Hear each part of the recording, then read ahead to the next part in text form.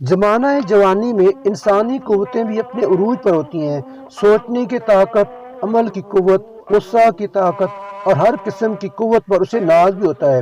اس لیے جوانی میں انسان سرکشی کی طرف بھی زیادہ مائل ہوتا ہے۔ اگر انسان زمانہ جوانی میں سنبھل جائے تو یہ واقعی ایک مثالی جوان ہوتا ہے۔ غالباً اسی لیے شیخ سعدی نے فرمایا، در جوانی توبہ کردن شیوہ پیغمبری، یعنی جوانی میں پیغمبری بےروزگاری کی زندگی گزارنا پیغمبروں کا طریقہ ہے، اور واقعی بہت بڑا کمال ہے۔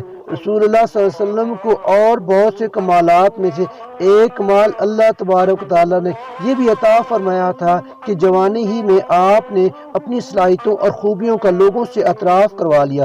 نبوت ملنے سے پہلے آپ صلی اللہ علیہ وسلم 40 سال تک کی جوانی کی زندگی اپنی قوم میں گزار چکے تھے۔ اس زندگی کی پوری تصویر اور اس کا ہر رخ آج تک محفوظ ہے۔ یہ 40 سالہ زندگی سچائی، دیانت اور خدمت خلق جیسے اعلیٰ اوصاف سے بھرپور ہے، جس کی بنا پر آپ صلی اللہ علیہ وسلم کو دشمنوں نے بھی صادق اور امین کے لقب سے پکارا۔ جب آپ صلی اللہ علیہ وسلم کو نبوت ملی تو آپ صلی اللہ علیہ وسلم نے اپنی سچائی کے ثبوت میں اپنی اسی 40 سالہ زندگی کو پیش فرمایا۔ آپ صلی اللہ علیہ وسلم کی جان کے دشمن، آپ صلی اللہ علیہ وسلم کے دین اور دعوت کے دشمن کو بھی اس بات کی ہمت نہ ہو سکی کہ آپ کی سابقہ زندگی پر انگلی اٹھا سکے۔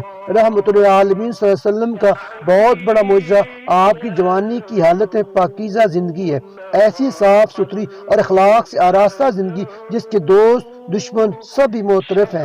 آپ صلی اللہ علیہ وسلم کے چچا حضرت ابو طالب کے الفاظ ہیں کہ میں نے اپنے بھتیجے کو کبھی جھوٹ بولتے نہیں سنا اور اسے کبھی گلیوں میں لڑکوں کے ساتھ کھیلتے ہوئے نہیں دیکھا۔ اللہم صلی علی محمد وعلی آل محمد وبارک وسلم وصلی علیہ۔